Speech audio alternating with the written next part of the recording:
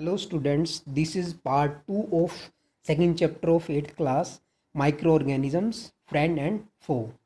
So in the first part we discussed about microorganisms क्या होते हैं, microorganisms के types और उनके different examples हमने देखे थे और हमने पढ़ा था कि microorganisms हमारे लिए कैसे यूजफुल होते हैं। कुछ फ्रेंडली माइक्रोऑर्गेनिजम्स के बारे में हम पढ़ रहे थे। तो लास्ट वीडियो में जो हमारा लास्ट टॉपिक था वैक्सीन जो हम डिस्कस कर रहे थे, few students told me that there was some error in the audio। तो हम इस टॉपिक को एक बार रिवाइज कर लेते हैं, then we will move to our next topic.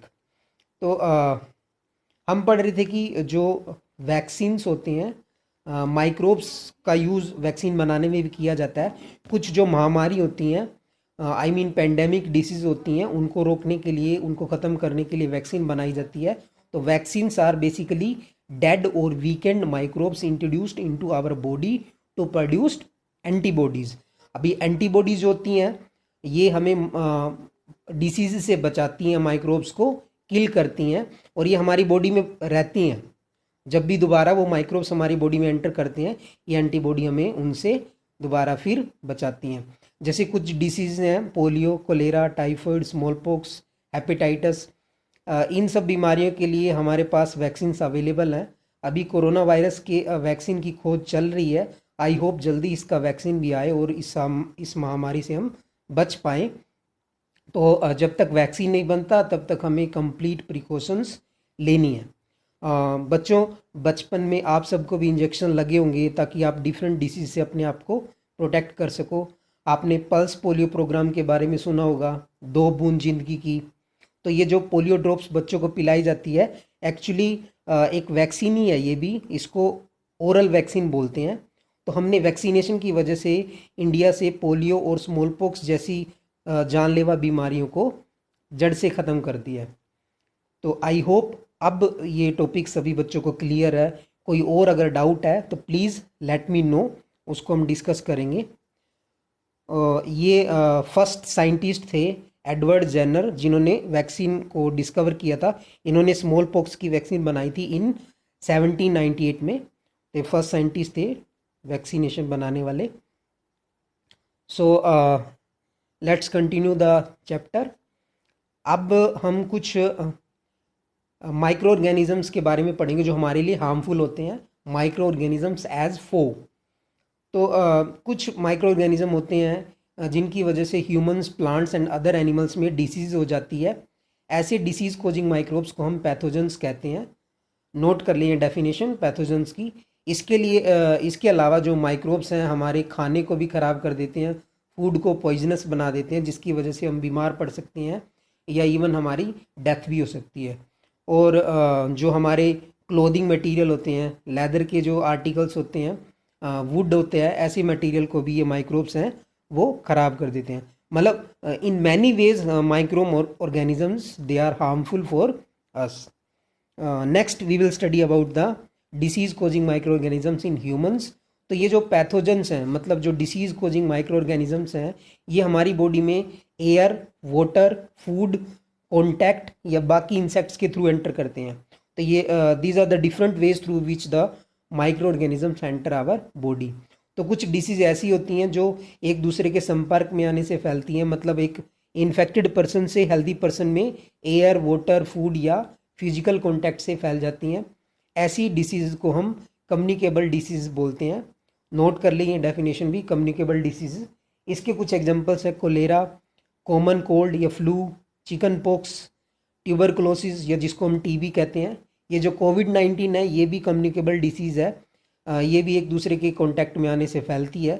जब एक इन्फेक्टेड पर्सन छींकता है या खांसता है तो छोटे छोटे ड्रॉपलेट्स एयर में आ जाते हैं और उन ड्रॉपलेट्स में हज़ारों वायरसेस होते हैं। तो जब कोई हेल्दी पर्सन ब्रीद करता है, इनहेल करता है, तो वो उसको भी वो इन्फेक्शन हो जाता है। तो पहेली के मन में ये क्वेश्चन आता है कि कैसे हम कम्युनिकेबल डिसीज़ को स्प्रेड होने से रोकें। रोज़ आप टीवी में भी देखते होंगे, छींकते या खांसते समय आपने अपनी नोज़ और माउथ को कवर करके रखना है और उस इन्फेक्टेड पर्सन से आपने डिस्टेंस बना के रखना है। इसलिए कोरोना वायरस इन्फेक्शन से बचने के लिए सोशल डिस्टेंसिंग को बेटर माना गया है। और भी प्रिकॉशन मेजर है जो आप डेली टीवी में देखते हो, ये कुछ इमेज है। These are the productive measures to protect yourself and others against कोविड-19। तो ये रोज़ आप टीवी में भी देखते होंगे, what are the dos and don'ts जो आपको कोविड-19 से बचने के लिए करने चाहिए। तो एक बार ध्यान से यहाँ पे भी देख लें क्या क्या हमें करना चाहिए, क्या हमें नहीं करना चाहिए। Next we will study about the there are some insects या एनिमल्स जो डिसीज़ को ट्रांसमिट करने का काम करते हैं, मतलब फैलाने का काम करते हैं। इनको हम कैरियर्स या वेक्टर्स बोलते हैं। इसमें एग्जांपल्स आ जाएंगे आपके हाउस फ्लाई का, फीमेल एनीफिलस मॉस्किटो का, फीमेल एडिस मॉस्किटो का। ये कुछ ऐसे इंसेक्ट्स हैं जो डिसीज़ को एक इन्फेक्टेड पर्सन से हेल्दी पर्सन में ट्रांसफ़र करने का, ट्रांसमिट करने का काम करते हैं।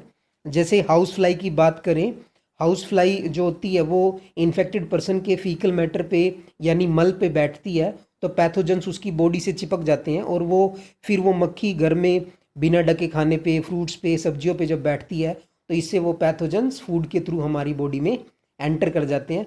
तो हमें हमेशा खाना ढक के रखना चाहिए, बिना ढका खाना नहीं खाना चाहिए, फल सब्जियां धो के खानी चाहिए। ठीक है।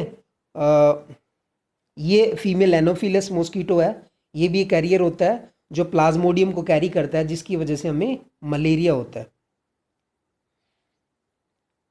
Next, this is female Aedes mosquito, ये डेंगू वायरस को कैरी करती है, जिसकी वजह से हमें डेंगू नामक बीमारी होती है। तो ये कुछ कैरियर्स हैं जो डिसीज़ को ट्रांसमिट करते हैं। अब नेक्स्ट जो क्वेश्चन आता है कि हम जो मच्छरों से फैलने वाली बीमारियां हैं उनसे कैसे बच सकते हैं। आप सभी को पता है, वी ऑल नो दैट जो मच्छर होते हैं वो पानी में पनपते हैं, तो हमें अपने आसपास कहीं पे भी पानी इकट्ठा नहीं होने देना चाहिए। आपके टीचर्स आपको बार बार क्यों बोलते हैं कि अपने नेबरहुड में पानी इकट्ठा मत होने दो, तो यही रीज़न है कि जहाँ पानी इकट्ठा होगा वहाँ पे मच्छर पनपेंगे। तो जैसे कूलर्स में, टायर्स में, फ्लावर पॉट्स में, यहाँ पे आपने पानी इकट्ठा नहीं होने देना, टाइम टू टाइम इनको क्लीन करते रहना है। जहाँ आपको लग रहा है मॉस्किटो ने एग ले किए हैं तो वहाँ पे आप कैरोसिन ऑयल डाल सकते हो, यानी मिट्टी का जो तेल है वो डाल सकते हो। बस अपने आसपास का जो वो है सराउंडिंग है उसको क्लीन रखना है और ड्राई रखना है, तो हम मच्छरों को पनपने से रोक सकते हैं। तो अब ये आपका भी होमवर्क है, try to make a list of measures which helps to avoid the spreads of mosquito, या मॉस्किटो से होने वाली जो डिसीज़ है, मलेरिया, डेंगू है।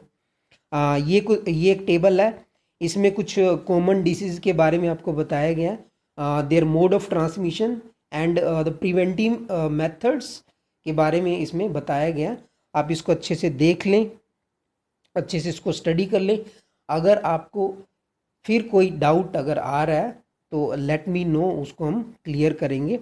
अपने अच्छे से ये चैप्टर को स्टडी करना है और अपनी जो आपको जो होमवर्क डेली दिया जा रहा है उसको कंप्लीट करते रहना है। Thank you, have a nice day.